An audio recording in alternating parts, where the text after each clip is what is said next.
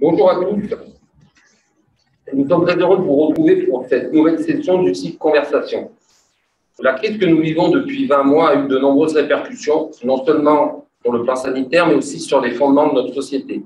Les masques, la distanciation physique sont des éléments qui remettent en question notre rapport à l'autre. Il nous semblait donc important d'aborder la problématique des enjeux éthiques de l'accueil en psychiatrie afin d'apporter des éléments de réflexion qui nous semblaient pertinents au regard de la situation actuelle. Alors, cette conversation est organisée par la Commission éthique et psychiatrie de l'espace éthique PACA-Corse. L'espace éthique PACA-Corse est un pôle de compétences en éthique dans le domaine des sciences de la vie et de la santé. Nous apportons un soutien méthodologique et logistique aux personnes souhaitant s'engager dans la réflexion éthique. Et nous nous ouvrons aussi à la société civile via l'organisation de débats et de conférences publiques comme aujourd'hui. Pour nous aider dans cette approche pluridisciplinaire, des commissions de réflexion existent au sein de l'espace éthique pour aborder des thématiques précises qui aboutissent à l'organisation de colloques, publications d'ouvrages ou d'articles. La commission éthique et psychiatrie, qui existe depuis 2007, explore au cours de ses travaux des problématiques variées en y abordant les enjeux éthiques. Un colloque ouvert à tous est organisé tous les 2 ans. Alors, à titre d'informatique, les 3 derniers colloques ont traité des thèmes suivants: classification et catégories en psychiatrie en 2016, anticiper, prévoir, prédire en psychiatrie en 2018 et limites et psychiatrie en 2020. Donc aujourd'hui, nous allons donc aborder la question de l'accueil en psychiatrie en présence des intervenants suivants. Tout d'abord, à partir de ma droite, Nicole Cano, psychiatre, membre de l'espace éthique PACA-Corse, qui abordera l'accueil en unité de soins. Alors Jean-Marc Henry, psychiatre à l'assistance publique hôpitaux de Marseille, qui présentera l'accueil aux urgences psychiatriques. Stéphane Arnaud, avocat à Marseille, qui discutera de l'accueil dans le cadre des audiences devant le juge des libertés et de la détention pour les patients hospitalisés sans consentement. Et tout au bout, Frédéric Lagier, psychiatre au centre hospitalier Val-Vert, qui abordera l'accueil dans le cadre des thérapies familiales. Alors, pour lancer cette conversation, nous allons tout d'abord écouter Armelle, qui a été enregistrée au préalable, car elle s'occupe aujourd'hui de la technique et nous la remercions.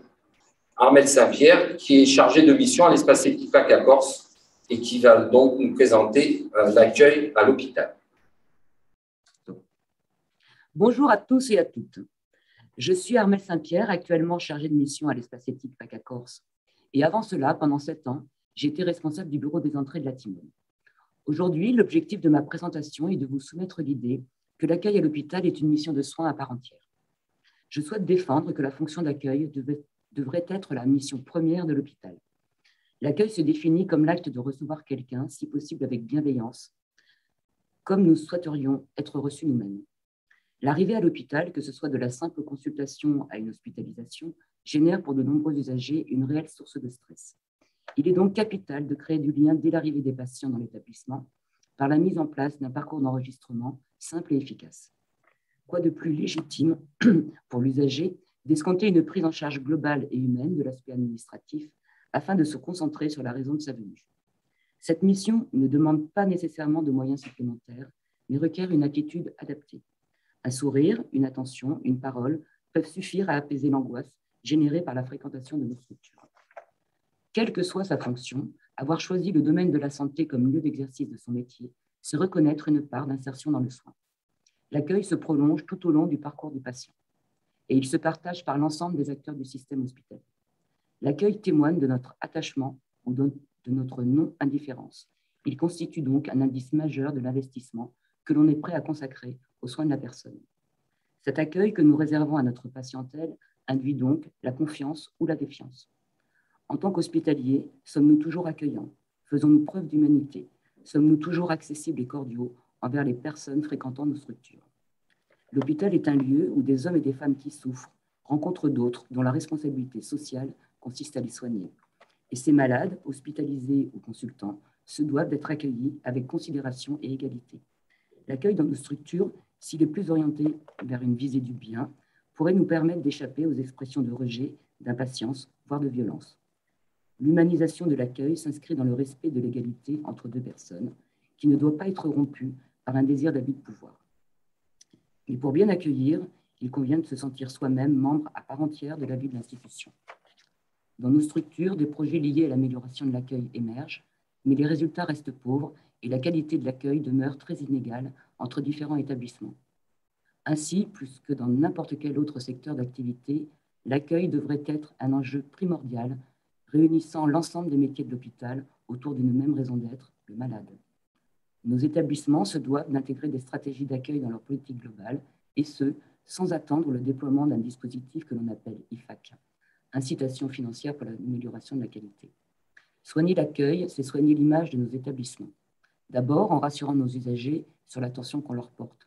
Ensuite, en fidélisant nos collaborateurs.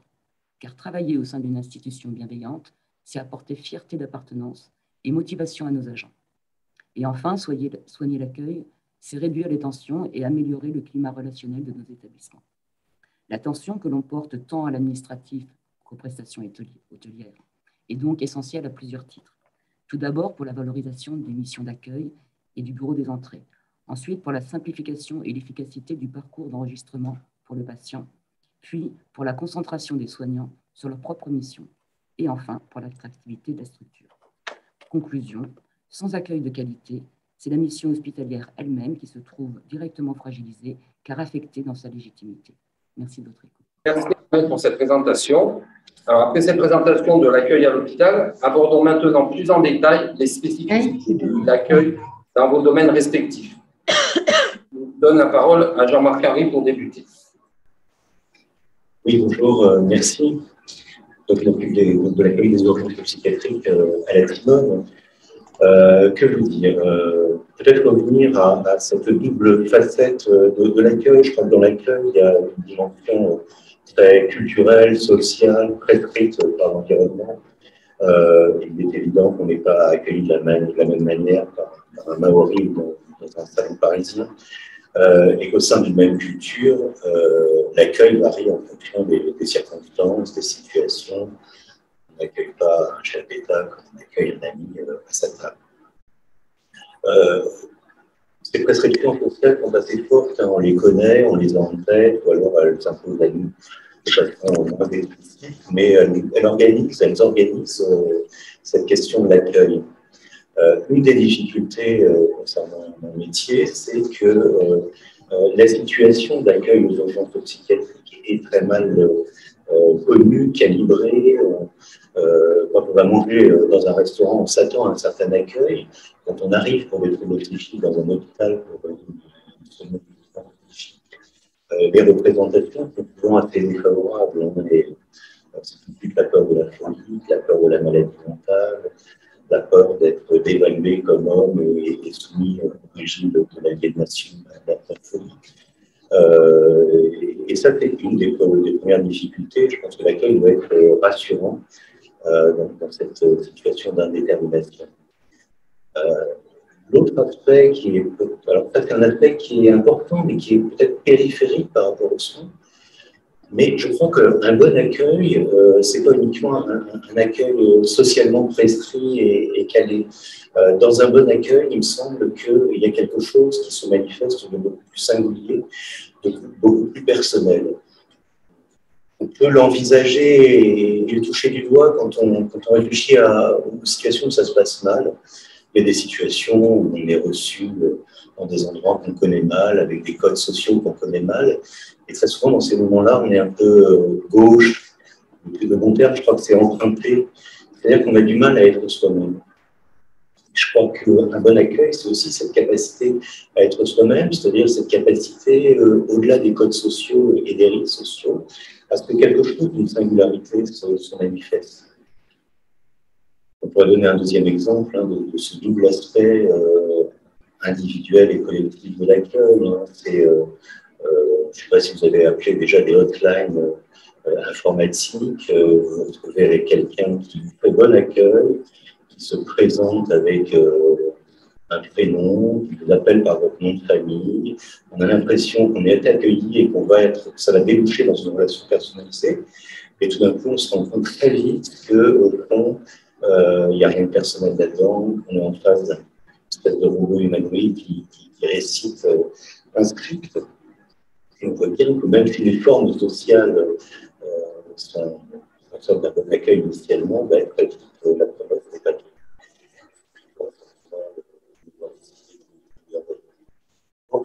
capacité à se manifester en propre pour un théâtre dès le début du moment inaugural de l'accueil est très important, parce que ça dit quelque chose quand même de l'activité du sujet. Je crois qu'à la fois, c'est vrai aussi rencontrer un homme au-delà de sa profession médicale, avoir l'impression que s'engage quelque chose dans le dialogue entre deux personnes, c'est une valeur très, très initiale et très importante dans l'accueil de la pratique. Merci Jean-Marc. Je vais passer la parole à Nicole, toujours autour de ses spécificités dans son domaine de compétences. Voilà, donc bonjour à tous. Voilà, je vais vous parler dire quelques mots sur l'accueil en unité de soins temps plein hospitalier, où j'ai très longtemps exercé. Quand on reçoit le patient en unité de soins, où il a déjà été reçu, accueilli dans le service des urgences ou au centre de psychologie, où les soignants donc, ont évalué le degré de souffrance, la demande du patient et proposé ou imposé une aide qui est l'hospitalisation temps plein. Alors, le premier point sur lequel j'insisterai, c'est que l'accueil n'est pas à confondre avec l'admission, qui est son pendant administratif. On rejoint là les propos d'une part d'Armelle et puis aussi de Jean-Marc. On pourrait dire que l'admission est cependant, dès le premier moment, un moment d'accueil, car des interrelations se tissent, forcément, qui ne sont pas de l'ordre de l'administratif et qui vont être propices ou pas à un ancrage, à un accordage entre le patient et l'équipe. On parle donc effectivement d'équipe, s'il s'agit d'une unité de soins collectifs. Alors, ce moment initial est aussi le premier geste qui marque souvent l'évolution de quelqu'un. Certains malades se souviennent toute leur vie de la manière dont ils ont été accueillis ou reçus. Il y a des choses qu'on rattrape très difficilement, qu'ils rattrapent très difficilement. Donc, le premier geste, c'est d'une importance énorme dans l'hospitalisation, qui est faite pour essayer d'améliorer, bien entendu, un peu l'existence actuelle et future des patients. Ainsi, donc, l'accueil d'un patient entrant dans une structure de soins est un temps fondamental. Donc, faire une entrée, comme on dit, faire une entrée n'est pas anodin. Ça ne peut pas être effectué de manière stéréotypée. Bien sûr, bon, on suit un petit peu un processus, on prend les renseignements administratifs en expliquant peut-être en quoi ils peuvent être utiles. Famille à prévenir, médecin traitant, personne de confiance, en étant attentif aux réactions émotionnelles suscitées par nos questions. C'est aussi proposer des repères. Le patient doit être présenté aux soignants et les soignants et l'institution aux patients. C'est-à-dire que non seulement, bien sûr, les soignants doivent se nommer leur fonction, mais il faut aussi faire visiter la chambre, le service, leur expliquer le fonctionnement. Et lors de l'admission, chacun est accueilli en fonction qu'il est de sa singularité. C'est-à-dire qu'on doit adapter l'accueil à la personne qui est là devant nous. L'accueil, tel qu'on le définit dans les pratiques institutionnelles, c'est une ouverture à l'autre. On fait une place à la demande de l'autre, même si elle n'est pas explicite. On reçoit l'autre comme un autre être humain qui attend d'être accueilli en dehors de tout préjugé. C'est quelqu'un qui est certes malade ou en difficulté, mais qui attend à ne pas être réduit à ça seulement. Ainsi, accueillir, c'est fonction de celui qu'on accueille, de son contact. Il peut être aussi hostile, réticent, séducteur. Accueillir dépend aussi de ses symptômes, de son degré d'angoisse. Et il faut pouvoir contenir un peu tout ça et questionner en particulier la question des contraintes avec les patients. Parce qu'on sait qu'un sentiment de contrainte est toujours associé à l'hospitalisation en psychiatrie, même librement consenti. Donc, essayer effectivement de rassurer, d'esquisser avec le patient une perspective de visite, de sortie, ce qui lui sera proposé, rencontrer l'assistante sociale, etc. Tout ça peut bien sûr largement aider au processus de consentement. Mais l'accueil ne se borne pas au phénomène de l'entrée, quelque chose de très important, il se prolonge au niveau de tout le parcours institutionnel. Accueillir est une fonction permanente en rapport direct avec le thérapeutique. C'est pourquoi l'accueil n'est pas le fait d'un seul, mais bien une fonction qui se partage au sein de l'équipe. Accueillir, c'est réunir, associer, être avec, au sens où l'emploi ouvrit. Il s'agit d'une fonction d'accueil partagée qui permet à chacun de passer outre les statuts. C'est-à-dire que l'accueil n'est pas que médical, qu'infirmier, que social. Chacun, y compris les patients, souvent occupent une place, peuvent jouer un rôle thérapeutique. Voilà, je soulignerai simplement pour terminer l'intérêt d'un groupe de référents soignants qui peuvent suivre les patients et prolonger cet accueil tout au long du séjour. De même, les moments forts et les rythmes de la vie quotidienne doivent être traités avec soin. Lever, toilette, repas, coucher, distribution de médicaments, tout ça sont des occasions d'échange, de même que, bien sûr, les réunions et les activités. Tout cela nécessite bien sûr un personnel formé à l'entretien, je crois qu'on peut dire psychothérapique au sens large du terme, et suffisamment nombreux. Et on sait qu'actuellement, les soignants ne peuvent pas toujours soutenir cet accueil des patients hospitalisés et de leur famille. Merci Nicole pour ces explications autour des spécificités de l'accueil. Je laisse la parole maintenant à Stéphane, qui est dans un univers quelque peu différent. Merci beaucoup. Bonjour mesdames, messieurs. Pourquoi? Qu'est-ce que je fais là? Je ne veux pas aller en prison. Libérez-moi.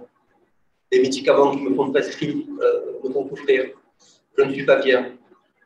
C'est le genre de discours que l'on entend quand on reçoit un client. Je parle bien de client, non pas de patient, puisque nous avons, en tant qu'avocat, l'obligation d'intervenir dans la défense des intérêts de celles des personnes qui, à l'occasion d'un placement, sans leur consentement dans un hôpital psychiatrique, nous oblige donc d'intervenir dans des délais précisés par la procédure. La difficulté qui est la nôtre, c'est de ne pas tomber dans un travers de l'esprit, qui est de considérer ces personnes comme étant des personnes dénuées finalement de capacité juridique, dénuées de droit, et qui, parce qu'elles ont été placées à un moment donné dans un établissement pour permettre une prise en charge, s'exposent à voir leurs droits perçus d'une manière différente de celles qui devraient être normalement prises en charge effective. Alors la spécificité de l'accueil, en se posant la question cette dimension-là, m'interroge, se dire est-ce qu'il y a finalement, est-ce qu'il y a une spécificité ou est-ce qu'il n'y en a pas? J'aurais tendance à considérer qu'il y a autant de spécificités qu'il y a de clients, qu'il y a de situations, qu'il y a d'empathie, d'humanisme dans le rapport que nous devons tisser avec l'autre. L'autre, c'est le patient. Et la difficulté surtout, c'est d'essayer de le rassurer. Bien entendu, tout cela uniquement lorsque nous avons la possibilité de rencontrer le patient, puisque l'état de certains ne permet pas de les présenter au tribunal, de sorte qu'il arrive parfois que nous ayons à plaider le dossier, non pas sur l'opportunité du soin, ce n'est pas la compétence. La compétence, c'est uniquement de vérifier des questions de régularité de procédure pour ce qui concerne la question de l'entrave à une liberté. C'est uniquement la raison pour laquelle on se retrouve devant le juge des libertés de la détention, et c'est toute la confusion qui peut naître dans l'esprit des patients du fait de se retrouver au palais de justice dans l'hôpital. Parce que c'est ça aussi. Le problème que nous rencontrons, de nous présenter, nous, robe noire, au milieu des blouses blanches, il y a un mélange des genres qui confine finalement à une désorientation du patient qui ne comprend pas ce qui se passe. Il est là pour un soin, il n'est pas forcément, en tout cas, si au début il n'était pas consentant aux soins et compliant aux soins, il peut l'être, il peut avoir admis cette nécessité, mais il ne comprend pas l'intervention des robes noires, il ne comprend pas l'intervention de la justice, et se place finalement dans une situation où le rôle de l'avocat est d'essayer de le rassurer.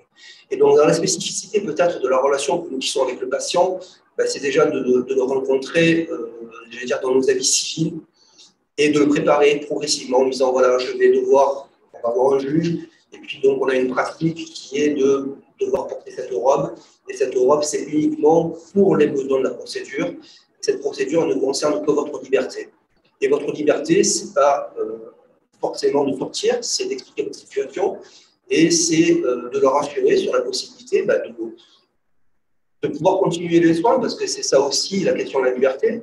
C'est que si à un moment donné, la personne était en crise de décompensation, si cette personne-là, à un moment donné, a pu faire état d'actes de violence auto- ou hétéro-agressifs, elle peut finalement, avec une prise en charge, prendre conscience de cette nécessité-là et dire, mais moi finalement, je suis très bien ici, je veux rester. Donc, nous ne sommes pas là, nous, en tant qu'avocats, pour discuter de la décision du patient, nous ne sommes pas là pour discuter de l'intérêt thérapeutique, on n'est pas compétent et ce n'est pas notre fonction, on est juste là pour vérifier des règles de procédure et d'expliquer cela au patient, et après au patient, effectivement, de pouvoir exprimer son ressenti et ses besoins. La spécificité de la relation avec le patient, c'est de tisser le lien de confiance.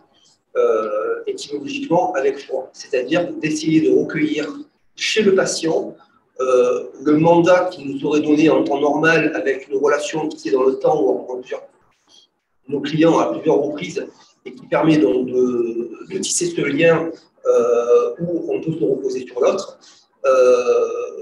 Nous rencontrons les patients dans des délais très courts, dans des audiences rapides qui interroge parfois sur l'humanité qui est faite dans ces dossiers, comme on peut s'interroger sur l'humanité tout simplement qui peut être accordée et le sentiment de justice qu'on peut avoir, ressentir et expérimenter lorsque votre dossier est traité en 15 ou 20 minutes.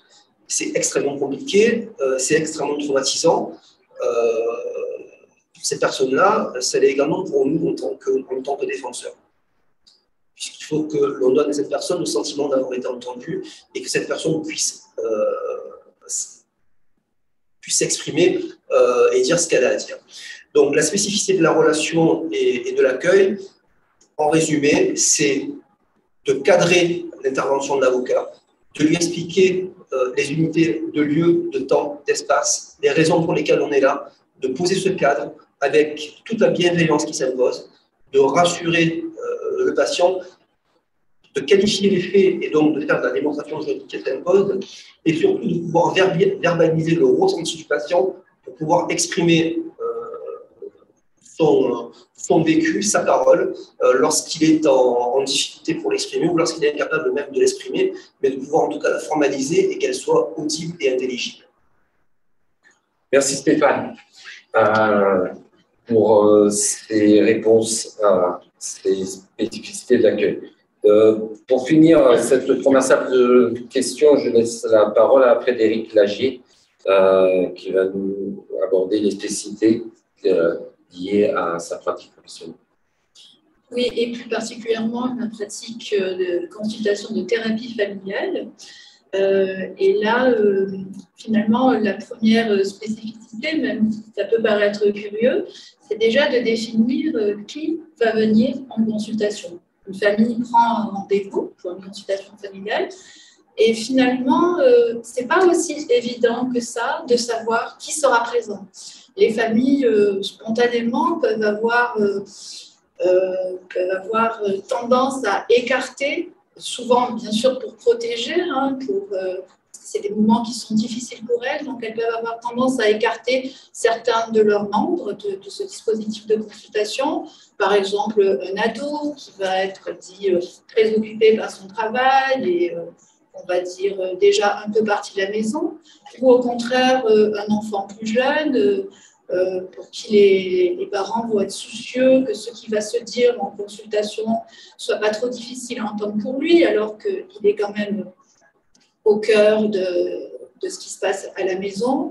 Ou alors, les familles, parfois, ont un peu tendance à imaginer qu'un de leurs membres n'est pas réputé très à l'aise avec les psys. Et donc, c'est à nous bien à préciser lors de la première rencontre qui vient, et donc on suit une règle qui est assez simple et qui a été énoncée par les pionniers de la thérapie familiale. Ceux qui vivent sous le même toit font famille et donc seront reçus au moins pour la première consultation. Alors, il y a évidemment des exceptions à cette règle et on a affaire aussi beaucoup à des familles où les parents ont décidé de se séparer, donc des familles dites recomposées.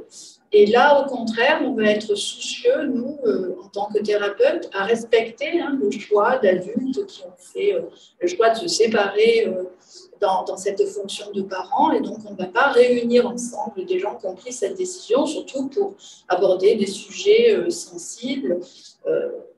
Et on est aussi très soucieux de ne pas envoyer le message aux enfants qui ont des parents séparés, un message qui serait faussé. Voilà, quand tu as des problèmes, quand ça ne va pas dans ta famille, tes parents peuvent se réunir et même trouver des terrains d'entente pour résoudre des problèmes. Et ça renforcerait cette idée très perturbante pour un enfant qui peut avoir cette fonction de réunir ses parents. Ce qui est un peu souvent le fantasme des enfants dans les familles où les parents sont séparés. Donc là, pour ces cas particuliers qui sont quand même fréquents, on va réunir une première fois les parents, même s'ils sont séparés, pour leur expliquer un petit peu le déroulé, pour faire connaissance et se présenter et vérifier aussi que tout le monde est d'accord pour que ce genre d'intervention thérapeutique ait lieu. Et ensuite, on va s'adapter aux configurations familiales et recevoir les enfants alternativement avec le père et la mère, en suivant aussi leur rythme de vie. Parce que l'intérêt aussi de bien définir qui est présent, c'est que nous, on travaille sur les interactions qu'il y a dans les familles. Donc, si des gens ne vivent plus ensemble, ils n'ont plus d'intervention, ils ne partagent plus cette dynamique, et donc c'est pour ça aussi qu'on ne la reçoit pas. Donc voilà, notre spécificité déjà, c'est de bien définir les choses et de bien les préciser. Merci Frédéric pour ces réponses. Donc, après avoir vu les spécificités de l'accueil, on va aborder une autre question qui sont les enjeux mis en valeur dans l'accueil. Pour cela, je redonne la parole à Jean-Marc.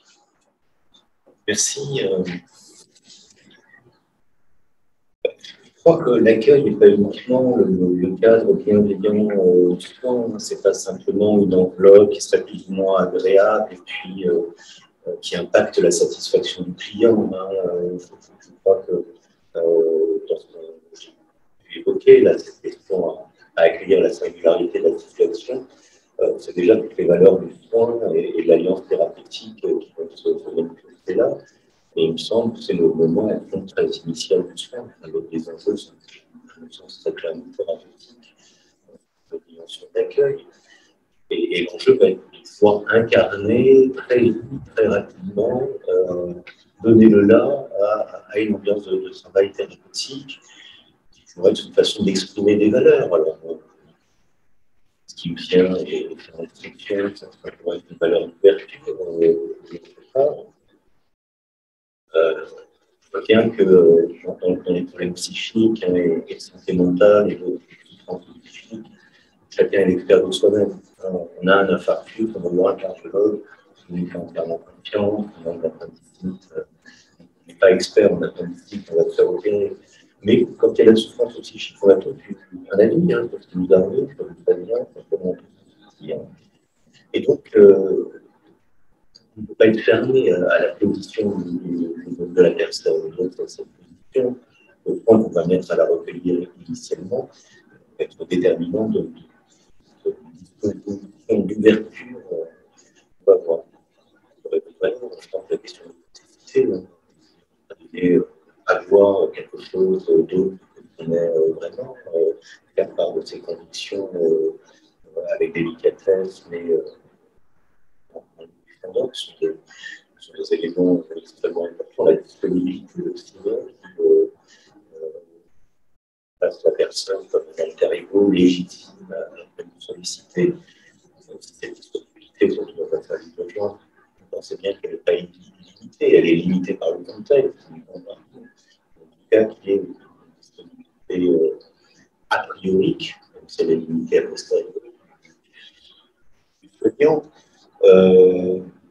Il y a d'autres valeurs, je pense qu'on ne peut pas faire l'impasse sur la question de l'expertise, hein, c'est-à-dire qu'on est aussi des médecins. Alors, effectivement, quand Guillaume nous exhortait à soigner des personnes et pas des maladies. Mais bon, il n'y a pas de médecine sans maladie, hein, il n'y a pas de médecine sans science, sans règles, sans régularité et sans général. Et notre métier, il est justement entre deux, entre l'expertise médicale,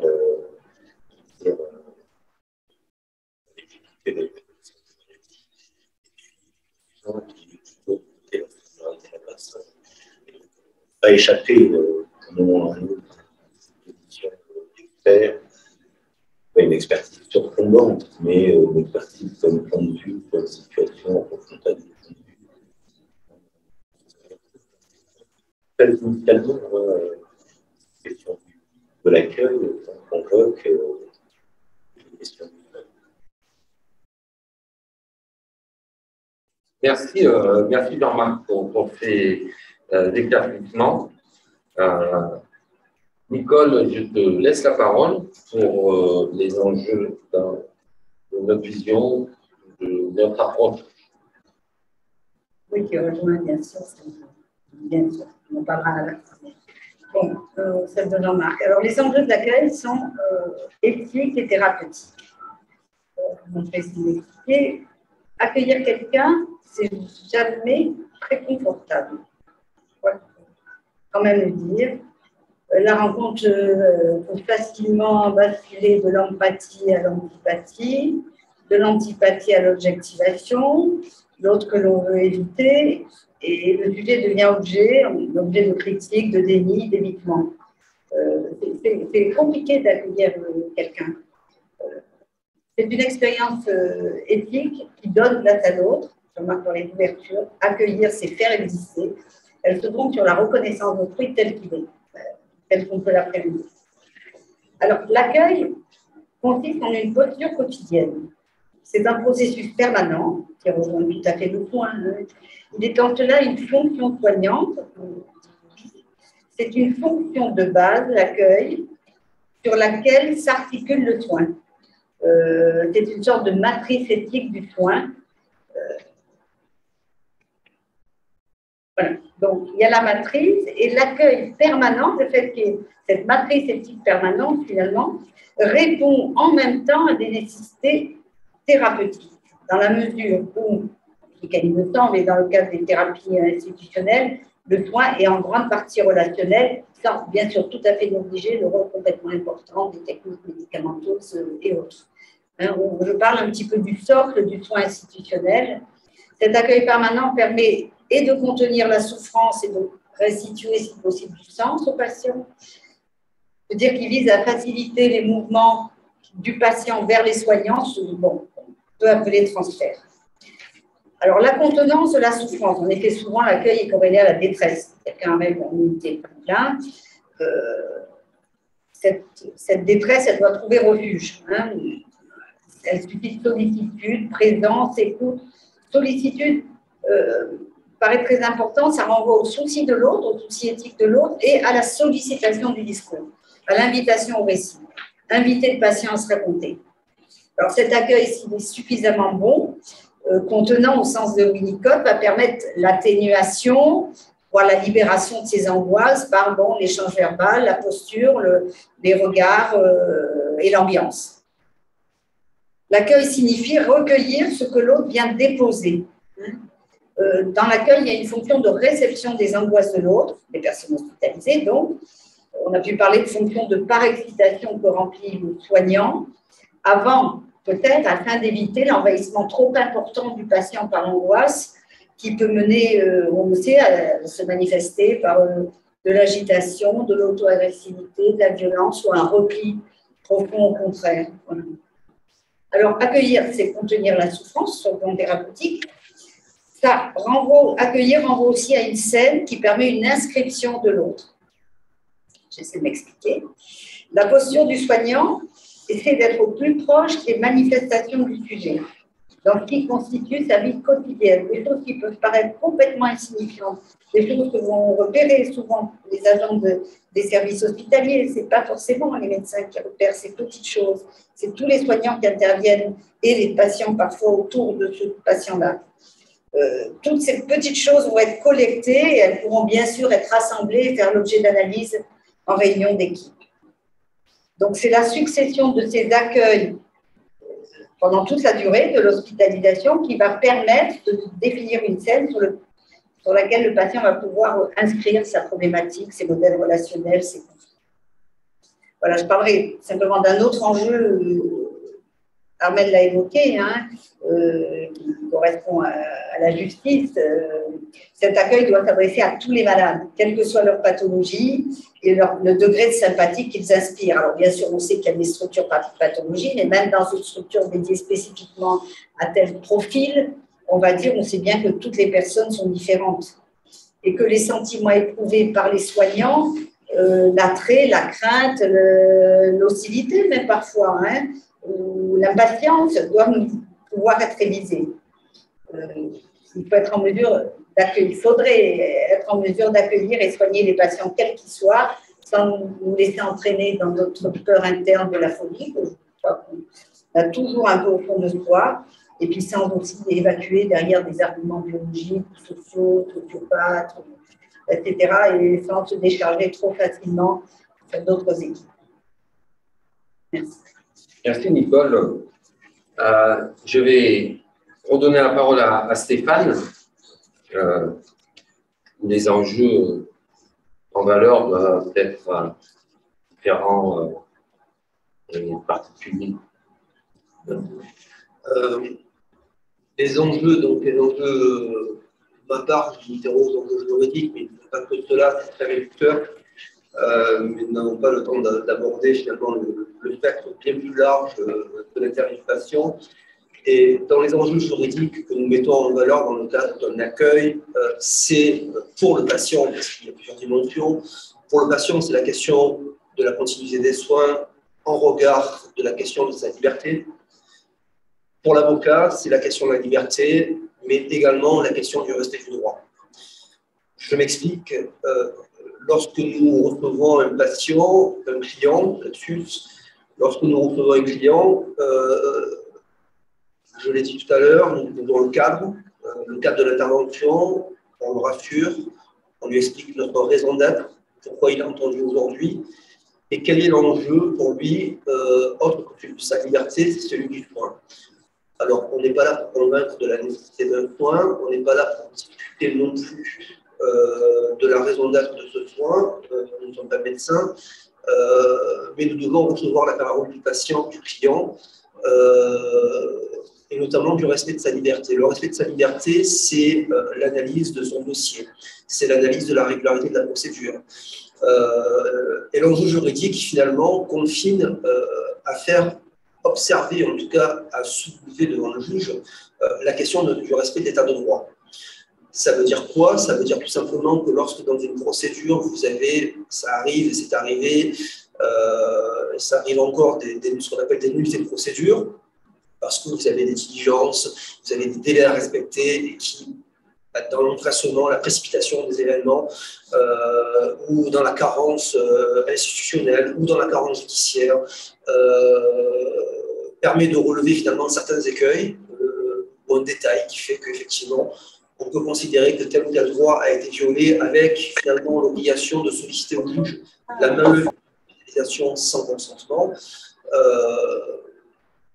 C'est cet angle-là qu'il faut relever, c'est-à-dire le respect du droit. C'est ce point-là que nous exposons parfois à nos clients lorsqu'ils sont en capacité d'entendre ces nécessités. Bien entendu, dans cet enjeu juridique, il n'est pas question d'aller à l'encontre du patient lorsque celui-ci souhaite aller demeurer dans un établissement et de poursuivre les soins, cela ne nous prive pas de soulever des irrégularités, cela ne nous prive pas de relever l'immunité. C'est jamais une sortie sèche, dans tous les cas. Donc, même si le juge constate une nullité de procédure, il suffit à l'hôpital de prendre un programme de soins et de poursuivre après, avec l'accord du patient, les soins qui lui sont prodigués. L'enjeu pour l'avocat, et je dis bien ce n'est que dans le regard de l'avocat, c'est finalement cette question donc, de le respect de l'état de droit, avec, je dois le dire, une frustration. Une frustration, c'est que lorsqu'effectivement nous relevons ces nullités qui sont patentes et qui sont objectives, force est de regretter parfois, je ne vais pas dire souvent, mais ça me brûle les lèvres, de voir que certaines décisions, que certaines motivations de décision sont à ce point alors impliquées que l'on se pose la question finalement du sort réservé aux nullités qui étaient pourtant objectivées, qui devaient être posées et qui obligeaient d'ordonner une main levée, mais force est de constater et de regretter parfois la frilosité de certaines décisions en violation des droits des patients et des clients. Donc l'enjeu c'est celui-là, le respect du état de droit, qui a finalement pour corollaire le respect de la liberté. Et ce respect de la liberté ne va pas à l'encontre du soin, puisque le patient peut, de son propre chef, décider de poursuivre les soins, et quand bien même ne le souhaiterait pas, ne serait pas en capacité de les poursuivre, et quand bien même il y aurait une nullité, ce n'est jamais une sortie sèche, il y a toujours un moyen finalement, par le fait d'adopter un programme de soins par établissement, de poursuivre cette continuité sur la base d'une procédure régularisée. Voilà pour les enjeux. Merci Stéphane. Alors pour finir autour de cette question, je vais laisser la parole à Frédéric. Oui, donc alors, on change vraiment d'ambiance. Tout à fait. Donc on retourne dans une consultation en cadre d'une thérapie familiale. Donc, je dirais, moi, que l'enjeu de l'accueil, donc j'ai un peu extrapolé accueil à première rencontre, finalement, puisque nous, c'est une activité de consultation qui va s'échelonner dans le temps. Ben, finalement, l'enjeu de cet accueil, c'est que les familles puissent s'inscrire dans ce processus, et pour dire la chose un peu trivialement, qu'elles reviennent, quoi. Qu'il puisse y avoir un deuxième, un troisième, un quatrième accueil.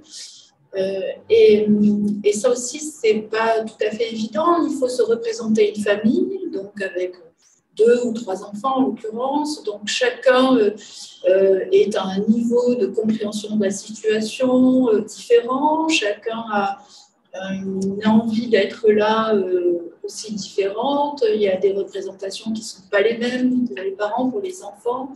Et donc on est face à ces personnes-là qui interagissent entre elles et qu'on ne connaît pas encore et qui n'ont pas du tout les mêmes attentes à notre égard et pas du tout les mêmes craintes. Surtout que c'est une famille qui nous a sollicité et qui donc traverse une crise, donc un moment difficile pour elle. Et la famille a déjà mis en place des tas de stratégies pour faire face à cette crise. Et finalement a fini par trouver un équilibre qui est souvent très douloureux, qui n'est pas confortable, mais qui permet quand même à ce que nous on appelle le système, c'est-à-dire à cette famille qui permet d'assurer sa survie, d'assurer le quotidien, de faire face, de pallier un peu à ce qu'elle est en train de traverser.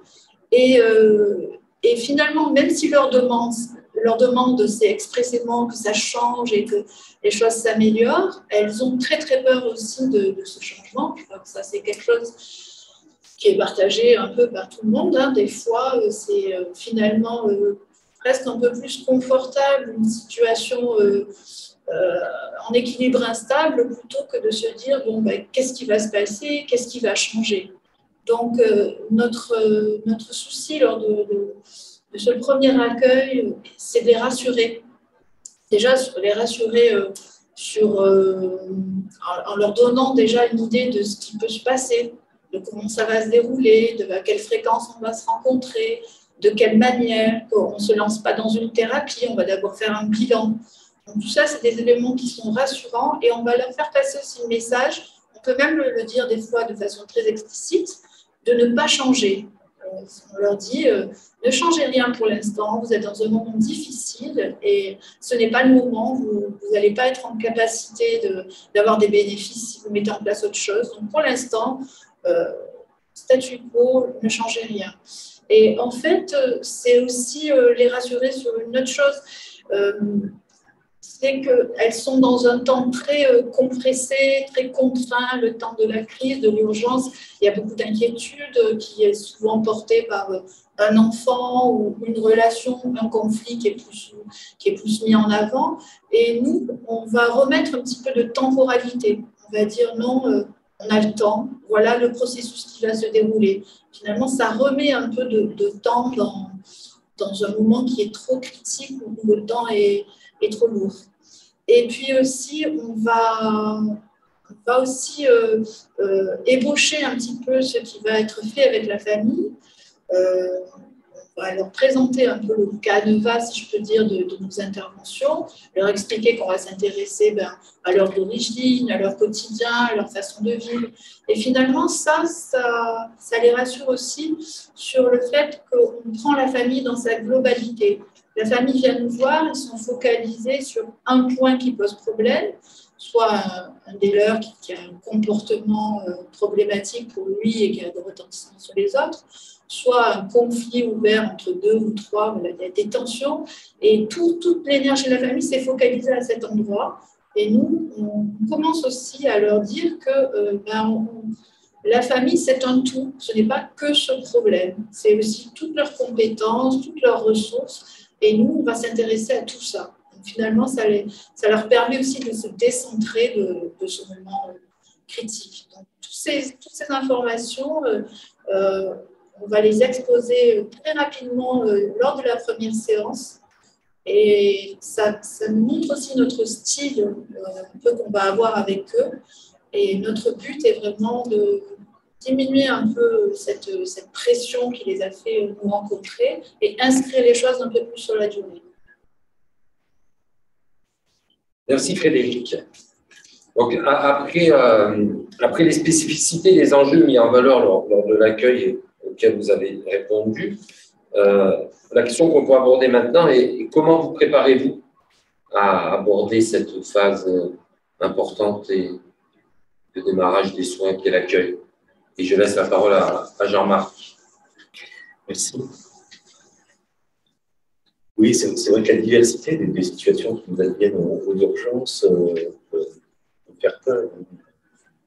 Type de suicide, état de désorganisation psychique.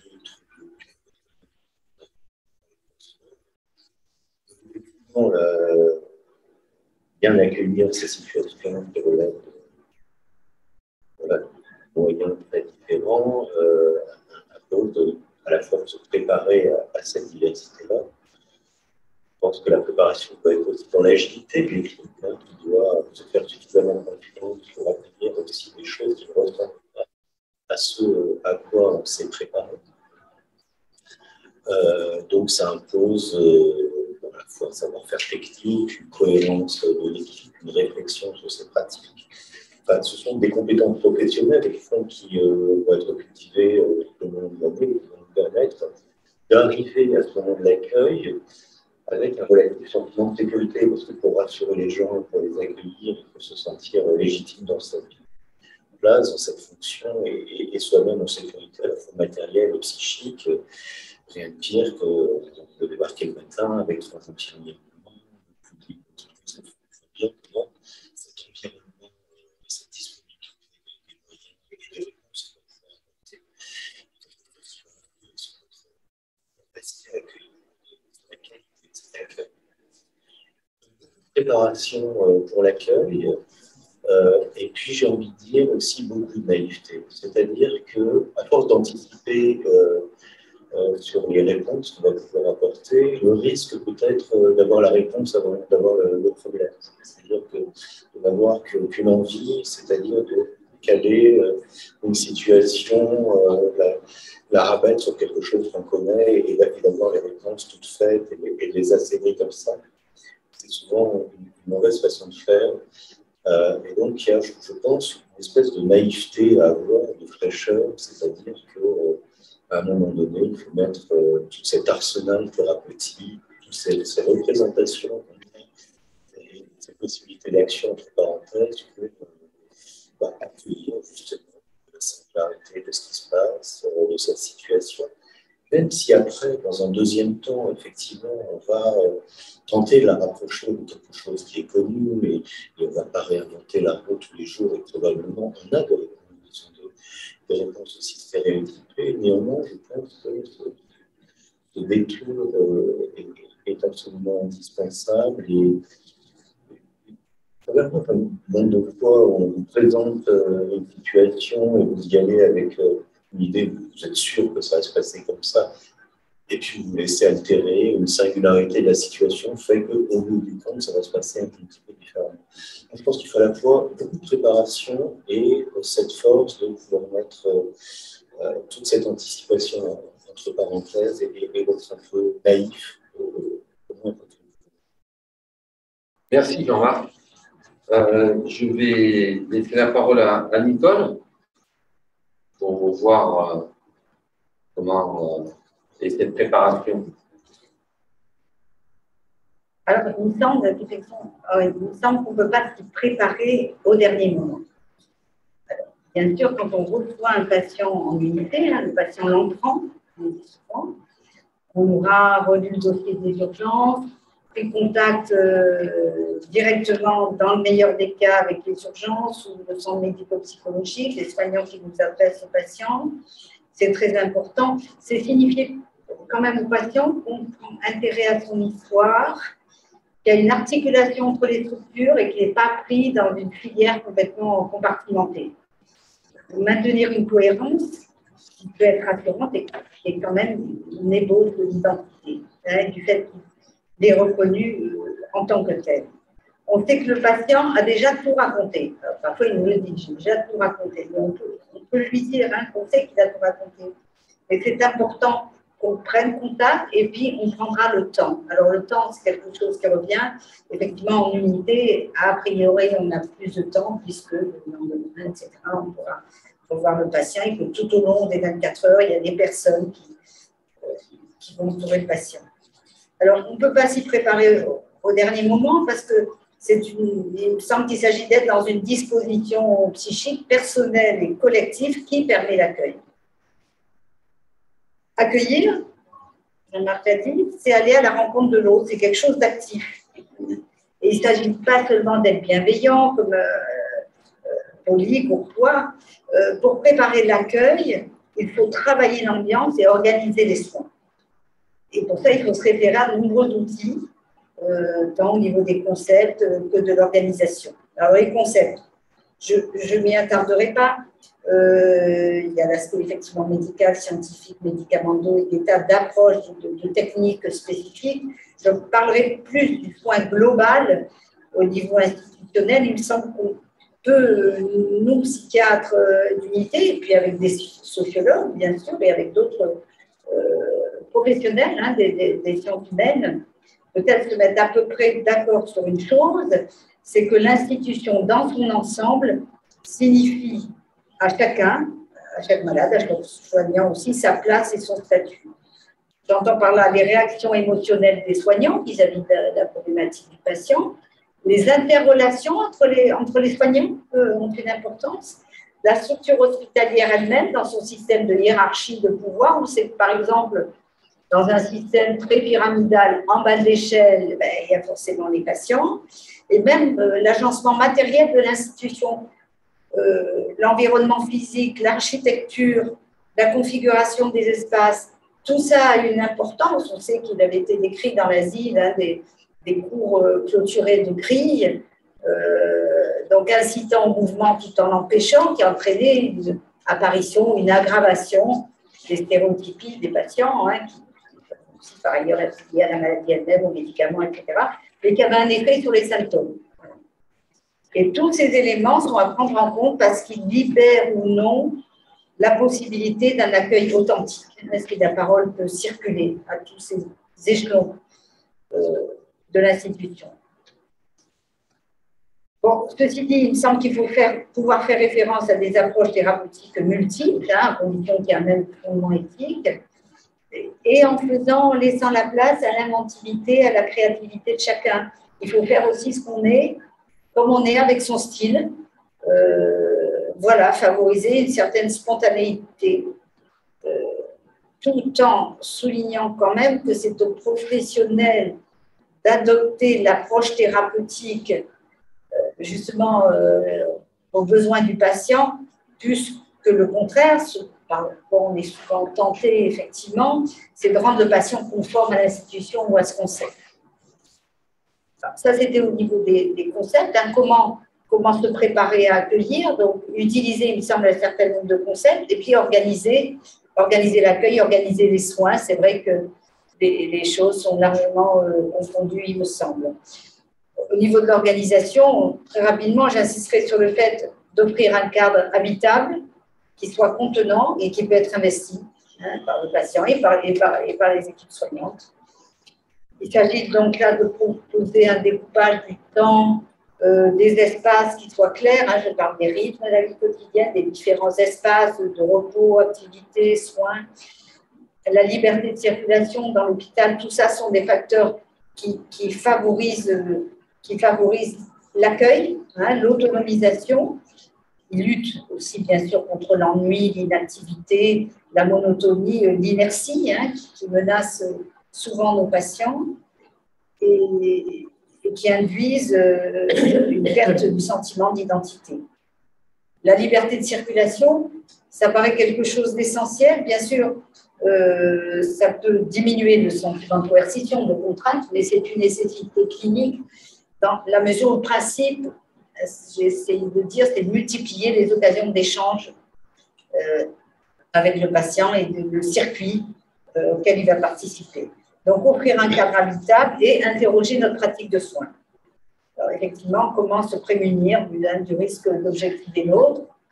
Il y a effectivement l'aspect médical, diagnostic, il faut toujours prendre aussi un recul diagnostique, mais comment ne pas réduire, par exemple, un patient à son diagnostic? Le risque de la position de celui qui sait, de la position effectivement de l'expert et qui pense souvent qu'il sait mieux que l'autre, l'autre qui a tout à fait une idée de ce dont il souffre. Le risque de violence quand même qui accompagne, le risque, je dis, qui accompagne toujours des mesures coercitives, soit chambre d'isolement ou hospitalisation sans consentement, et le risque de dérive, surtout pour les médecins, du pouvoir qui nous revient de juger de la dangerosité de l'autre, de juger de l'autre. Alors, interroger nos pratiques de soins donc, est nécessaire.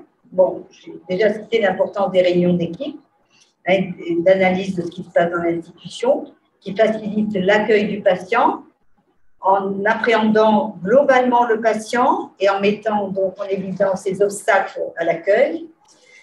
Et je terminerai par l'importance de la réflexion éthique. On en parlait tout à l'heure avec Frédéric. La pratique, moi en tous les cas, c'est ma pratique qui m'a amenée vers l'espace éthique, vers l'éthique médicale. Et parce qu'on sait bien que l'accueil, la psychiatrie ne peut pas s'agencer sans souci éthique. Le soin, l'accueil partent d'un souci éthique. C'est le socle du soin qui est fondé sur une certaine constitution de l'homme, une certaine philosophie de l'homme, de la liberté, de la folie. Donc, à partir de là, il paraît important d'être sensibilisé au questionnement de la dimension éthique du soin. Je veux dire par là, par exemple, comment accueille-t-on le refus d'un patient de sortir en permission? On propose à un patient qu'on estime mieux de sortir chez lui le week-end. Le patient refuse. Comment on accueille ça? On l'a proposé effectivement par souci d'autonomisation, par souci éthique, par souci thérapeutique, pour autonomiser le patient, pour le réinsérer dans le tissu social, pour le responsabiliser. Mais en même temps, est-ce qu'en privilégiant l'autonomie, une des valeurs de l'éthique médicale, en privilégiant l'autonomie pour nous, est-ce qu'on n'a pas sous-évalué les potentialités du patient à ce moment-là? Est-ce qu'on a bien évaluer le degré d'angoisse et de détresse que cette possibilité de sortie suscite. Là, on a pu banaliser ce qui est de l'ordre de la sollicitude et de l'outil de ne pas nuire par rapport à l'autonomie, et on aboutit à une surstimulation qui ne va pas prendre sens pour le patient et qui même peut confiner à la négligence ou à l'exclusion. Voilà. Donc l'action soignante, effectivement, ne peut pas être guidée que par le souci d'autonomie qui est très à l'ordre du jour actuellement. Et il me semble vraiment que la réflexion éthique permet d'espérer, oui, on espère que la réflexion éthique permet d'éclairer certaines dimensions de l'accueil et de la pratique, en nous permettant d'interroger vraiment la portée de notre action vis-à-vis de nos semblables, de personnes qui sont nos semblables. Merci Nicole. Je vais laisser la parole à Stéphane, en tant qu'avocat, une préparation peut-être différente de l'accueil des patients, clients, je ne sais pas comment dire, c'est peut-être patient-client, on va dire, comme ça. Le patient, le client, en tout cas le patient, on va commencer par le patient, avant de devenir le client, lorsqu'il est placé dans l'établissement de soins, sans son consentement, selon qu'il est placé à la demande d'un tiers, à la demande du directeur de l'établissement, à la demande du représentant de l'État. À ce stade-là, nous ne connaissons pas notre client, en tout cas très rarement. Pour les clients que nous avons, nos clients, mais généralement, les avocats, ce qu'il faut comprendre, qui interviennent dans le cadre des hospitalisations sans consentement, sont des avocats qui sont des avocats volontaires, inscrits sur une liste et qui sont désignés par le bâtonnier un mois avant les audiences prévues. Donc, rappel très bref, la personne est hospitalisée, l'établissement a 8 jours plus tard pour informer le juge a 12 jours pour prendre sa décision. Vendredi 26 novembre, je suis de permanence chez le juge. Comment je me prépare à l'accueil? Comment je me prépare à l'accueil? Je ne peux consulter le dossier que la veille ou plutôt l'avant-veille de l'audience. Dans ces conditions-là, il est très compliqué déjà de se préparer dans la mesure où le dossier n'est pas nécessairement complet. Il peut manquer des actes, puisque le service administratif n'a pas complété le dossier pour le juge, il peut être complété jusqu'au dernier moment. Donc, nous allons préparer notre intervention déjà sur des éléments qui sont tronqués, en tout cas sur une appréciation qui est tronquée par carence de procédures, de documents que nous découvrons ultérieurement et que nous adaptons aux besoins. Donc déjà, premier point, pour répondre au docteur Cano qui faisait état de l'intervention dans l'urgence, c'est malheureusement une question, l'urgence est une donnée prégnante chez l'avocat dans le cadre de la préparation donc, de son intervention. Intervention, je vous le disais, ou plutôt l'avant-veille, sinon la veille. Parfois même, ça m'est arrivé par le passé d'intervenir le matin même en demandant un délai au magistrat pour se préparer, donc ce qui est très compliqué, et pour le dossier et surtout pour le client. Alors, comment se préparer?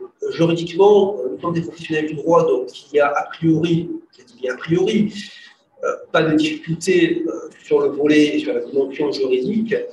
La difficulté, en revanche, relève de la culture psychiatrique, de la culture médicale, puisqu'il nous manque tout le champ lexical lorsqu'on n'est pas habitué, on n'est pas expérimenté dans ces dossiers-là. Il faut pouvoir s'approprier ces notions. Quand je dis se les approprier, ce n'est pas les maîtriser, ce n'est pas discuter, ce n'est pas discuter les propos des médecins, mais c'est de comprendre les raisons pour lesquelles la personne a été placée. Comprendre les raisons pour lesquelles elle a été placée, c'est pouvoir comprendre, entendre et recevoir les déclarations du client et mieux préparer notre intervention. Il y a donc une double dimension. Il y a une dimension juridique, puisque c'est bien pour cela que nous sommes appelés à intervenir, qui est de préparer le dossier au besoin, donc la veille, le jour même de rédiger lorsqu'il y a lieu des écritures, lorsque nous relevons des des nullités, l'ouverture à la juridiction. Donc, c'est l'examen finalement administratif, juridique de la prise en charge. Je comprends les raisons pour lesquelles la personne a été placée, quels sont les antécédents, etc., etc. Et c'est de pouvoir, au besoin, donc, rédiger les écritures lorsqu'elles s'imposent en matière de nullité. C'est encore de pouvoir préparer le client à être entendu par le juge. Et c'est ça le plus compliqué, puisque le client, on le découvre le jour de l'audience. Alors on nous dit souvent, mais oui, de toute façon, vous êtes de permanence, il suffit de vous rapprocher de tel et tel établissement. Oui, sauf qu'on n'est pas mandaté pour l'instant, on est mandaté pour l'audience qui doit intervenir, en l'occurrence, je dirais le 26 novembre. On a par ailleurs d'autres obligations retenues par votre audience. Comment voir le client? Enfin, matériellement, c'est extrêmement compliqué. Et rencontrer le client le jour même de l'audience pour essayer, je veux dire, comprendre le client, c'est une chose tout à fait impossible, mais de comprendre sa problématique, de comprendre sa situation, on la voit à travers un dossier, mais l'humain, le patient, le client, peu importe comment on l'appelle, ne se résume pas à un dossier, ne se résume pas à la perception qu'en ont les médecins, à la perception qu'en ont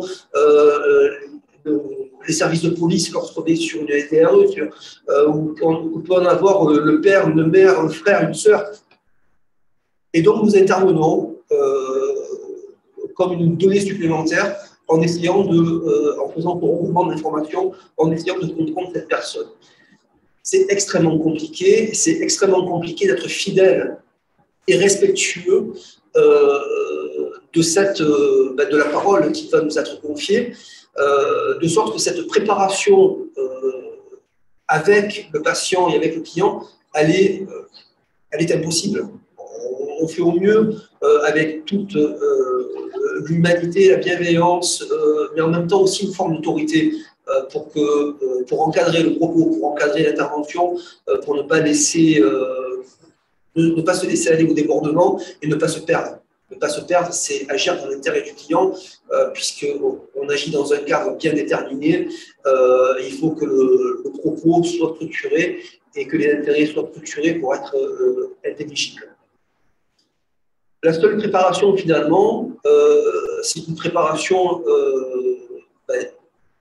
du dossier, je l'ai dit tout à l'heure, et c'est une préparation lorsqu'on a rencontré le client pour essayer de le conseiller, non pas dans sa liberté de parole et de le contraindre, de le limiter ou de lui interdire d'exprimer sa volonté, mais plutôt de le conseiller, de lui dire ce point-là n'a pas lieu d'être, n'a pas besoin d'être abordé. Lorsque j'ai eu le cas, j'ai eu le cas de clients qui me disaient bon, il faudrait de dire que le médecin change la posologie de tel et tel médicament parce que je le supporte mal, parce que je ne veux pas ce médicament, c'est pas ma compétence. Et je lui dis donc dire ça au magistrat ne sert à rien. En revanche, expliquer les conditions de la prise en charge, expliquer comment vous vous sentez au sein de l'établissement, expliquer pourquoi vous voulez sortir ou pourquoi vous voulez rester d'ailleurs. Qu'est-ce que vous faites à l'extérieur? Ce sont des choses que l'on prépare. Donc, il y a un temps de préparation en urgence, la veille ou l'avant-veille sur le dossier, et un temps de préparation dans l'extrême urgence pendant 10, 15, 20 minutes. Est-ce qu'on peut appeler ça véritablement une préparation? J'en doute. L'entretien normalement avec le client, c'est au minimum 1 heure pour essayer de poser le cadre, comprendre, répéter encore et encore pour que la personne puisse assimiler certaines choses et que moi-même, en tant qu'avocat, je puisse comprendre, écouter, assimiler, saisir et restituer ce qui m'est confié. C'est une préparation qui, sur le plan humain, qui est la chose la plus importante qui soit dans cette intervention-là, et d'une complicité extrême. Et ce qui interroge finalement sur la raison d'être de ces procédures, et sur la durée de ces procédures, et sur les conditions d'intervention de ces procédures. Donc, on pourrait intervenir longuement après sur l'intervention des avocats, le rôle des magistrats, la frilosité des uns et des autres, parce que je ne vais pas taper que sur les magistrats, je peux taper aussi sur moi-même et sur des moments de faiblesse que j'ai pu avoir, sur la parole qui m'a été confiée, que j'ai essayé de restituer le plus fidèlement possible. L'ai-je vraiment fait? C'est très compliqué. On peut finalement non pas se féliciter, mais finalement se contenter et encore, pas vraiment en disant j'ai fait du mieux que j'ai pu sur le plan de la compétence, à savoir le terrain juridique, mais ce n'est jamais assez, ce n'est jamais suffisant. Le droit pour le droit ne sert à rien. On fait du droit parce qu'on fait du droit, parce qu'on a une société et qu'il y a un intérêt directement lié aux libertés, parce qu'il y a un intérêt lié à la société et qu'on est là pour intervenir et permettre à ce que chacun puisse voir ses droits qui soient respectés. Donc, c'est une préparation qui est complexe, qui est urgente, qui est difficile, qui, à mon sens, est parfois impossible, qui mériterait peut-être et qui imposerait peut-être de revoir, enfin, peut-être certainement la procédure. Mais effectivement, la préparation, c'est une nécessité de veille permanente sur le droit, de veille permanente aussi sur le volet médical et de développer une curiosité intellectuelle sur, je le disais tout à l'heure, sur le vocabulaire pour avoir ne serait-ce qu'une connaissance de savoir de quoi on parle. Que disent les médecins dans leurs certificats médicaux. C'est un travail de remise en question perpétuelle. Alors, ça vaut pour tous les secteurs d'intervention, bien entendu, mais avec une acuité particulière dans le domaine de l'hospitalisation. Merci Stéphane pour ton intervention. On te rend bien compte des enjeux éthiques qui sont mis en valeur et en avant dans ces types d'interventions. Donc, dans un domaine totalement différent, je vais laisser la parole à Frédéric pour voir comment, au sein des thérapies familiales, vous vous préparez à l'accueil de famille. Alors oui, on se prépare parce que c'est un exercice qui est un petit peu différent des autres activités qu'on a l'habitude de faire, hein, puisqu'on est une équipe de thérapeutes, on a d'autres fonctions dans d'autres activités plus classiques de consultation, mais rencontrer une famille, ça demande une certaine préparation théorique aussi, puisqu'il ne suffit pas de comprendre les mouvements psychodynamiques des uns des autres, de percevoir les grands traits psychologiques des gens, mais il faut aussi avoir une idée de ce qu'est un système. C'est-à-dire, pour nous, là, une famille, un ensemble de gens qui interagissent entre eux. Et finalement, une famille, c'est plus que la somme de ces individus. C'est comme s'il se dégageait de cette somme une entité particulière avec un fonctionnement particulier, une compréhension particulière. Et c'est très important pour nous d'avoir ce bagage théorique pour comprendre ce qu'il y a devant nous et puis pour comprendre aussi comment nous, on intervient aussi au sein de la famille, puisqu'on n'est pas de simples observateurs comme ça, et on est pris dans la relation avec la famille. Et pour se préparer, on a aussi un outil assez concret et pragmatique, ça s'appelle une fiche téléphonique. Hein. C'est une pratique qui est partagée par l'ensemble des gens qui sont de cette activité de consultation familiale. Donc, on a une famille qui contacte le secrétariat pour prendre rendez-vous, soit sur leur propre initiative, soit adressée par des collègues, soit par les urgences aussi, ou les lieux de courtes hospitalisations, ou par le milieu socio-éducatif. Donc, on a une première demande qui est faite. L'une des thérapeutes, une équipe très féminine, va contacter la personne qui a pris le rendez-vous. Souvent, c'est la mère aussi. Ça peut changer, ça change, mais c'est souvent la mère. Et donc, à cette occasion, il y a un premier entretien téléphonique où on prépare cet accueil, c'est-à-dire on demande un peu le motif, qu'est-ce qui a amené la famille à faire cette démarche, quels sont déjà les suivis qui sont en cours, quelle est la configuration de la famille, est-ce qu'il y a des gens qui interviennent et qui ne sont pas forcément dans le noyau familial, est-ce qu'il y a des appuis. Donc, c'est un recueil assez concret, assez pragmatique, et on ne rentre pas du tout dans les questions affectives et dans tout ce que ça peut impliquer. Ça nous permet aussi de repréciser ce par quoi j'ai commencé, c'est-à-dire qui va venir lors de la première consultation. Et ça nous permet, nous, d'être un petit peu plus à l'aise quand la famille arrive, de savoir l'âge des enfants, voilà, hein, parce que on va être tout de suite complètement immergé avec eux. Et c'est vrai qu'on a un dispositif qui est particulier aux thérapies familiales et qui fait partie aussi de notre préparation, c'est-à-dire qu'on est une équipe, il y a un seul thérapeute qui va aller avec la famille dans une salle et le reste de l'équipe, bon, que 2 ou 3, hein, c'est pas non plus grande quantité, va suivre la consultation par le biais d'une glace santin ou d'un dispositif de caméra qui est complètement transparent, expliqué à la famille. Et donc, ça permet à une seule personne d'être prise finalement dans tout ce jeu relationnel et le reste de l'équipe va garder un certain recul et va pouvoir observer ce que pris dans la conversation, pris dans la certaine agitation d'une consultation familiale, une certaine vie, c'est quand même assez vivant, on peut laisser échapper des tas de choses et c'est pas grave, on retrouve un peu cette naïveté dont tu parlais, Jean-Marc. On peut se permettre de se laisser un peu aller dans ce mouvement parce qu'on sait que le reste de l'équipe a pu garder un peu plus le cap, a pu être attentif, va pouvoir nous aider à nous repositionner, nous faire observer des choses qui nous ont échappé. Donc, c'est une préparation d'équipe, là aussi.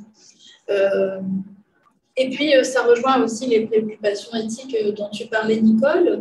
Nous, notre préoccupation éthique, là, étant de comprendre la famille dans sa globalité, mais en dehors de nos propres représentations personnelles de la famille. L'idée, ce n'est pas d'amener une famille vers une norme qui serait supposée bien fonctionner, parce que d'abord, on n'en a pas. Et puis, on fait confiance aux compétences de chaque famille. Et notre idée, c'est de respecter cette autonomie-là et de les aider à retrouver les compétences que la crise aura momentanément un peu obscurcies ou mises à mal. Donc, c'est pour ça qu'il nous faut nous préparer en ayant une idée de comment fonctionne une famille et non pas ce que serait la famille vers laquelle cette famille qui vient nous voir devrait tendre. C'est pour ça qu'il faut pouvoir rester un peu naïf et nous laisser aussi imprégner par les valeurs qui sont chères à la famille, leur style relationnel entre eux, leur histoire, leur façon qu'ils ont de mettre ou pas les barrières générationnelles. Et quoi qu'on pense, nous, quelles que soient nos propres valeurs, quelle que soit la famille dans laquelle on a envie d'évoluer, où on a évolué, on doit rester perméable à la découverte d'une autre famille. Merci Frédéric. Enfin, pour conclure, à travers ces échanges autour de l'accueil, pensez-vous que l'on puisse dégager un fil conducteur, une attitude homogène à travers la spécificité de vos périmètres d'action à chacun? Je vais laisser la parole à Nicole pour commencer, et puis chacun pourra réagir en fonction des propos ou s'interroger l'un l'autre. Nicole?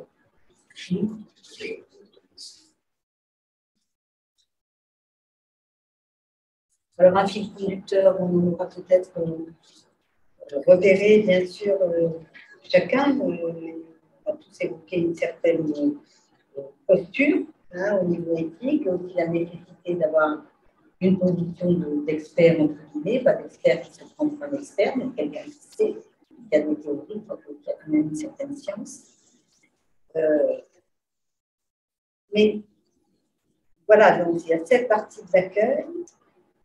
Et moi, j'aimerais peut-être discuter 2-3 notions, la notion du temps. La notion du temps, comment un petit peu, donc vous avez chacun insisté en particulier les femmes. Hein, moi, je sais que tout le temps plein, j'essaie de réfléchir avec du temps. Voilà. Dans ma tête, moi, mon processus, c'est. Je me demandais comment Jean-Marc, en quoi la notion de temps, vous disposez de peu de temps. Hein, quelqu'un arrive, il faut rapidement, je pense en général, surtout s'il y a pas de disponible, évaluer quelque chose, prendre une décision. Comment, moi, ça me paraît un peu une promesse quand même d'essayer de maintenir un accueil alors qu'on est quand même obligé tout de vite, il faut le dire quand même, voire orienter, recevoir le patient, mais l'orienter, trouver une place qui pose souvent problème. Et aussi, donc, Stéphane, la question du temps, il y avait très du temps. Je me dis que là, par rapport au temps, c'était peut-être. Il y a peu de temps, le temps est réduit. Mais aussi, comme tu sais, peut-être que les choses n'ont pas été préparées, ont pris le temps d'être préparées. C'est-à-dire, vous êtes retrouvés un petit peu comme nous, probablement, et des patients comme ça, projetés dans ce qui devenait une nécessité citoyenne, d'introduire du droit dans les hospitalisations. Ça concerne non pas du droit, il existait, mais juste la partie judiciaire, sans qu'on ait pris le temps peut-être d'évaluer ce à quoi ça pouvait conduire et quel était l'intérêt. Il me semble que le principe, c'était les citoyens, la citoyenneté, le droit, voilà. Sans peut-être se soucier de la spécificité. Voilà. Donc, cette question du temps, peut-être, mais vous aurez sans doute votre filtre du temps. Peut-être en réponse sur le temps, effectivement, on peut dire que le temps n'existe pas, quelque part. Oui, on peut dire que le temps n'existe pas. Tenez le temps qui est celui de la Convention des hommes et des procédures. Et que peut-être, quand on regarde ça, on pourrait parler du ressenti, le ressenti du patient, dans la durée qu'il perçoit durant l'hospitalisation, et le ressenti de l'avocat dans la préparation du dossier. Alors effectivement, c'est très compliqué puisqu'on s'expose dans la précipitation des événements parfois à des carences qui posent difficulté, et qui doivent être des carences, mais pas qu'institutionnelles, des carences aussi de l'avocat, et le manque de recul, le manque de maturité, le manque de maturité, en fait, même dans la relation, ce qui pose, à mon sens, beaucoup de difficultés, et qu'aujourd'hui, on n'a pas les moyens, justement, pour parler du temps, on n'a pas les moyens en termes, je ne parle pour les avocats maintenant, dans l'organisation de ces procédures-là. C'est très compliqué de rencontrer nos clients et d'avoir le temps de se poser pour s'entretenir, et comme on peut le faire, bien sûr, parce que parfois l'état du patient ne le permet pas, mais en tout cas, de nous préparer, parce que de préparer toi, sur le terrain juridique, ça va, mais il faut pouvoir préparer, et on ne prépare pas quelqu'un à être entendu devant un juge en 5 minutes, en 20 minutes, même en 25 minutes, quelque temps que vous êtes abordé, généralement, c'est jamais plus de 20-25 minutes, dans le meilleur des cas. Et quand le dossier est pris, on va traiter le dossier pendant 15-20 minutes. C'est une extrême violence. C'est une extrême violence. Donc, le patient qui est en souffrance, je ne suis pas certain que l'audition devant le juge soit davantage rassurante pour lui. Et je pense même qu'il y a des sources d'anxiété supplémentaires. Je ne suis pas certain qu'il comprenne systématiquement ou régulièrement ce dont il s'agit. Donc, oui, le temps a son importance. Et en même temps, c'est la question de la liberté. Donc, il faut traiter ça rapidement pour que la question de la liberté soit traitée dans le respect des droits. Un peu de Jean-Marc, que la question soit traitée assez rapidement, c'est important, tout en préservant, en favorisant une certaine qualité d'accueil. Des urgences générales et un petit peu sur ce modèle-là, le risque, c'est tomber dans la gestion de flux de patients, la médecine de guerre, la médecine de guerre, les sports aux uns et aux autres, les faire entrer dans une filière. Il faut que la psychiatrie en urgence échappe à ce modèle. Il y a des similitudes d'organisation, tout est fait. Donc, justement, on arrive quand même à ce temps.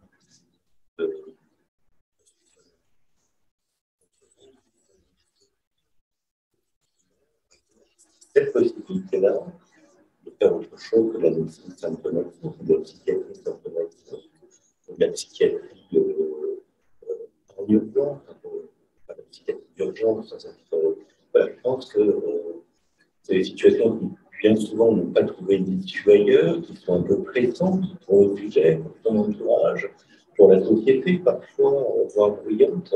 Et il faut absolument pouvoir se trouver des espaces de temps qui soient pas définis à l'avance. Enfin, on peut avoir la même maladie et puis avoir besoin là de 5 minutes et là de 35 minutes. Enfin, donc, c'est une réalité clinique. Donc, il faut que nos organisations puissent s'en emparer en tenir compte. Oui. Oui, aussi, c'est vrai que la question du temps est importante, parce qu'on a des familles qui sommes un peu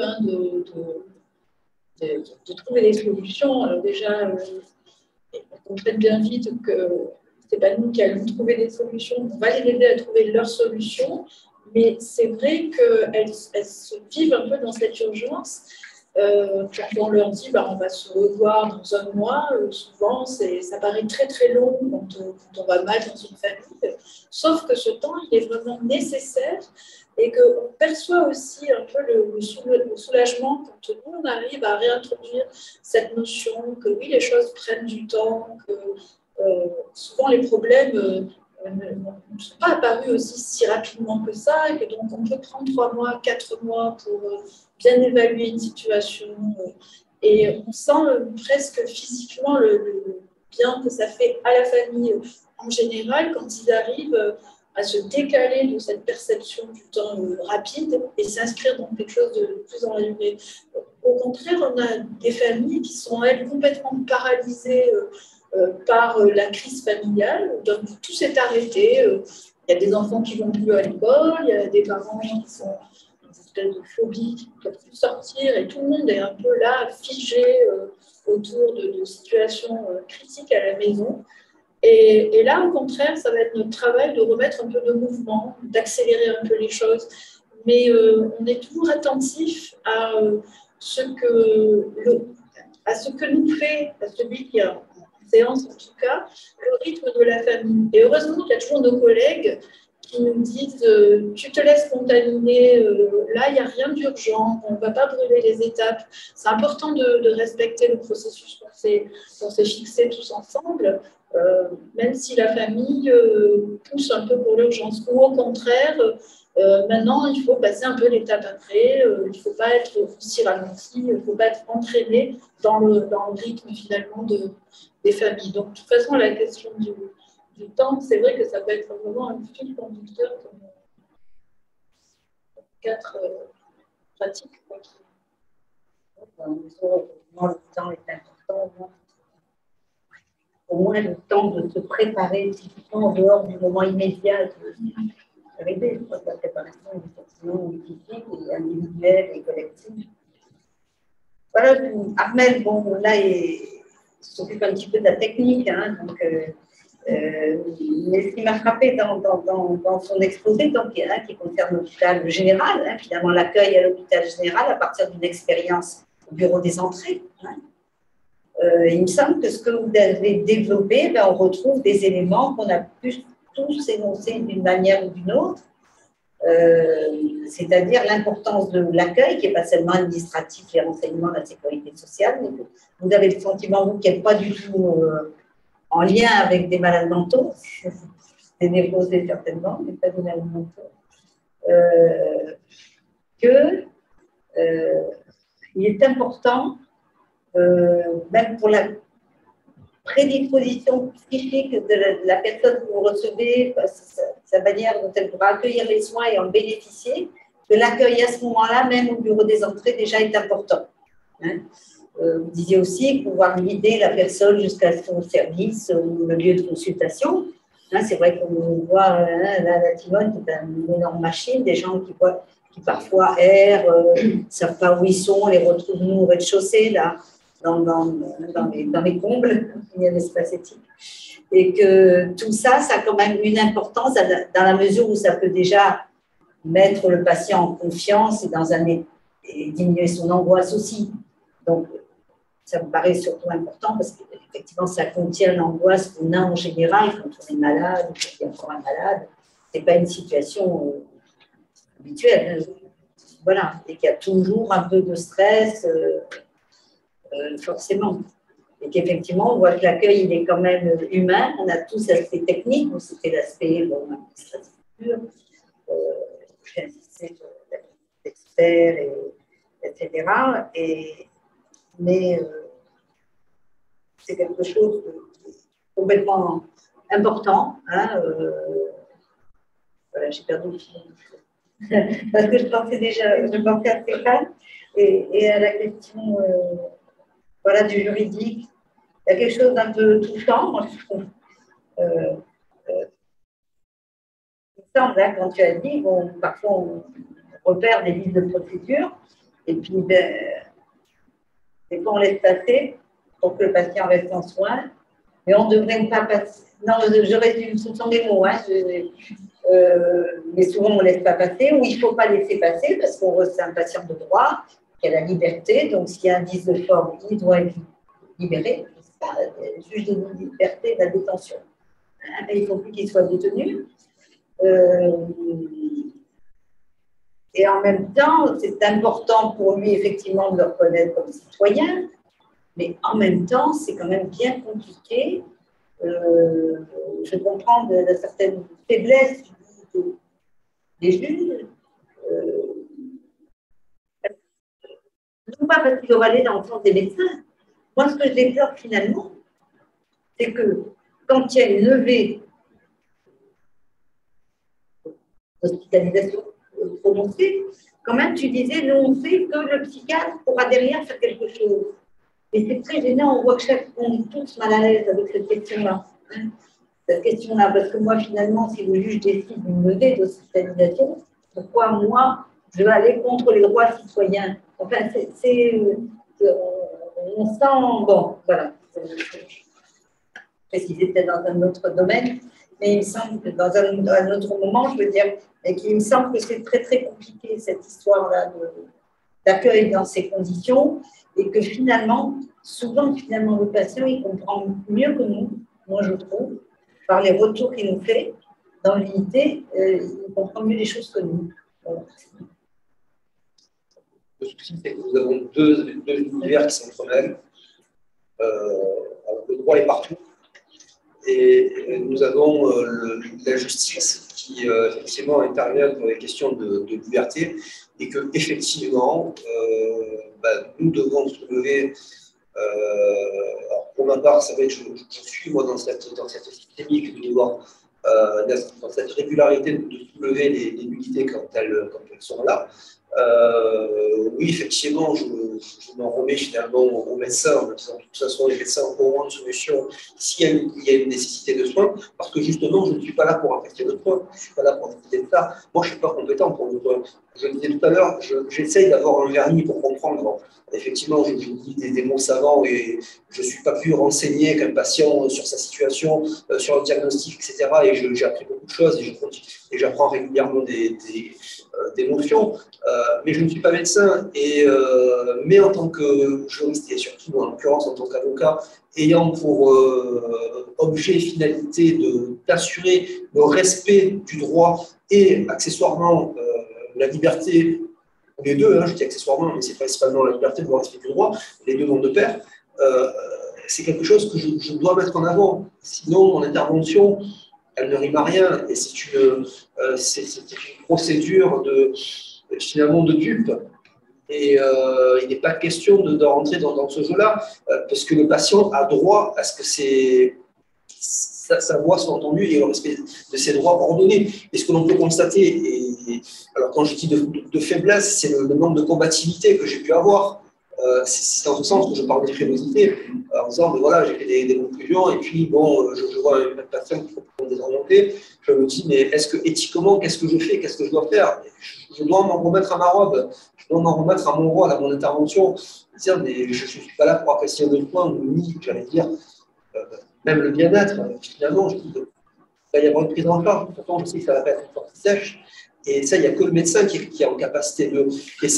Et effectivement, vulgairement, c'est un renvoi de la patate chaude, si je puis me permettre par rapport à la procédure, n'étant pas médecin, et je me dis, mais finalement, si au niveau administratif, parce que ce n'est que ça, les choses avaient été faites correctement dans la prise en charge, dans le suivi, etc.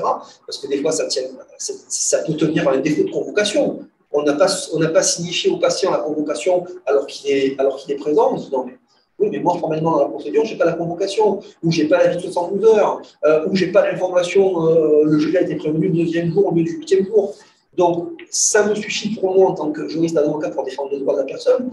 Et en même temps, je suis pris dans cet étau, dans cette difficulté intellectuelle, dans ce questionnement de me dire, mais qu'est-ce que je suis en train de faire? Alors, je le fais pour le respect du droit, et en même temps, je me dis, mais heureusement, j'ai les médecins derrière. Après, je ne suis pas non plus dans l'obligation de soulever cette nullité. Je peux très bien soulever la nullité et dire, ben voilà, vous apprécierez la demande d'expertise, etc., s'il y a lieu, de trouver, de s'adapter. Mais c'est vrai que c'est très, très compliqué. Et pour vous et pour nous. Voilà. Je crois qu'effectivement, l'accueil. Et le patient qui, finalement, lui, se retrouve victime de son environnement et de la négligence, enfin, la négligence, c'est pas intentionnel, mais d'une carence à un moment donné, et finalement qui est pris avec sa propre difficulté, avec la difficulté de l'avocat, la difficulté des magistrats, la difficulté des médecins. Et voilà, je parle beaucoup trop. Non, je me fais rappeler alors, mais je souhaite quand même laisser peut-être la parole à Jean-Marc, là aussi, et puis à Frédéric, si vous avez donc je conclue. Vous avez un petit mot pour conclure, Jean-Marc, Frédéric? Non? Non, de conclusion. Une curiosité. Est-ce que le juge actuel, Avec ça reste très formel? Est-ce qu'il y a de l'estime, des habitudes, des façons d'être, c'est très habitude? Alors, ce qui est troublant, puisqu'on est quand même en audience, c'est que le juge a cette pratique de ne pas porter la robe. Déjà, pour essayer, alors j'explique en client que je vais porter la robe, comme je l'explique tout à l'heure. Le juge reçoit dans sa audience du tribunal, tribunal. Donc, le juge, déjà, ne porte pas de robe, et c'est toujours, jusqu'à présent, avec de l'empathie, de la bienveillance, en essayant parfois d'expliquer les choses, en essayant d'être le plus didactique possible pour dire, voilà, monsieur, c'est-à-dire ce qu'on a déjà fait en rendez-vous avec l'avocat, le juge, parfois, est amené à le répéter. Et voilà, d'expliquer les choses et essayer parfois, et ça, je pense qu'il est assez compliqué aussi, d'essayer parfois de canaliser. Le patient dans son incompréhension, dans sa crainte, parce qu'on n'a pas réussi à désamorcer avant. Comme je l'ai dit, on intervient dans des conditions d'urgence et que 15-20 minutes, ça ne suffit pas de désamorcer les craintes, les peurs, les anxiétés, et que le juge va devoir continuer et que le patient continue de s'inscrire dans cette difficulté. Voilà, mais la pratique du juge et des magistrats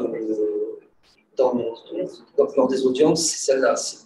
Effectivement, c'est de la bienveillance, c'est de l'explication, c'est, j'allais dire peut-être de prendre le temps, mais je ne vais pas me contredire, mais parce qu'on prend des dossiers, voilà, les dossiers durent 15 minutes, et dans ce temps donné, voilà, parce que le juge passe un dossier, et de manière dossier, il n'y a pas de papier. Merci Stéphane. Je crois que Valérie nous rappelle à l'ordre. Le temps s'est écoulé aussi. Effectivement, peut-être ce que je dirais pour conclure, c'est que justement, entre l'éthique et la technicité, entre le cadre quand même, et puis l'inventivité, la naïveté, ben voilà, l'accueil se situe quelque part là, et que donc, c'est quand même quelque chose de dynamique, hein, on a dû préparer, mais qui n'est jamais réellement posé, qui est contraire quand même à un protocole. On ne peut pas protocoliser l'accueil, et qu'il est finalement toujours mis en péril, alors peut-être dans des situations particulières aussi, mais tout le temps mis en péril, et que c'est un peu quelque chose qui peut justement motiver les équipes à entraîner une dynamique. L'accueil crée une dynamique. Hein, c'est même d'accueillir des nouveaux patients, des belles personnes qui viennent travailler. Accueillir l'autre, ça entraîne une dynamique. Ce que je dirais aussi, c'est que l'accueil ne se limite pas, finalement, on l'a vu, à un lieu ou à un espace qui serait dévolu pour ça. Hein, il n'y a pas des lieux d'accueil, ce pas des endroits où on peut mettre des hôtesses d'accueil hein, pour accueillir. L'accueil, finalement, il doit être partout, il est dans le contact, il est partout. C'est une fonction qui est transversale, selon aussi, il doit s'adapter à celui qui se présente. C'est qu'on pourrait dire dans l'absolu que chaque lieu, chaque moment, dans chaque lieu, à chaque moment, chacun doit pouvoir être accueilli.